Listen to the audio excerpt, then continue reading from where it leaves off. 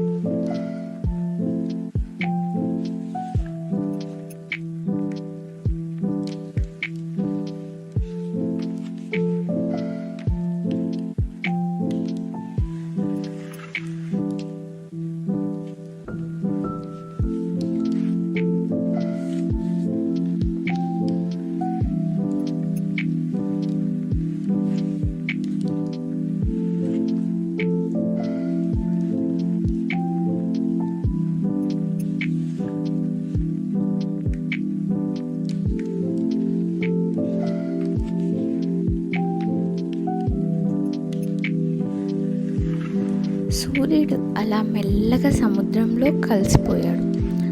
ఆ ఒక్క క్షణం అంతా నిశ్శబ్దమై ప్రకృతి ఒక శాంతిలో నిండిపోయినట్లయితే నాకు ఆ క్షణం అనిపించింది. అప్పుడు అమ్మ గుర్తొచ్చింది.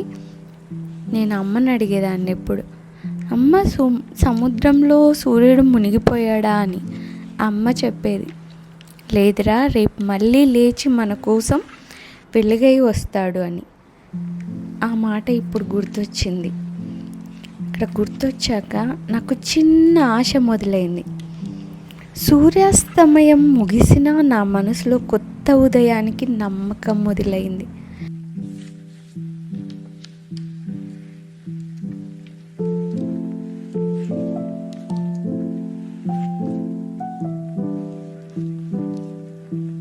ఇదంతా ఒక సినిమా స్పాట్ లాగా అనిపించింది. దాని తర్వాత మా హోటల్కి వస్తే ఇంకా ఈ అద్భుతమైన దృశ్యం, నైట్ దృశ్యం అయితే ఇంకా next level. Thank you for watching. మీకు కనుక ఈ వీడియో నచ్చినట్టయితే లైక్ చేయండి, షేర్ చేయండి, సబ్స్క్రైబ్ చేయండి. దిల్ సేసు. Thank you for watching.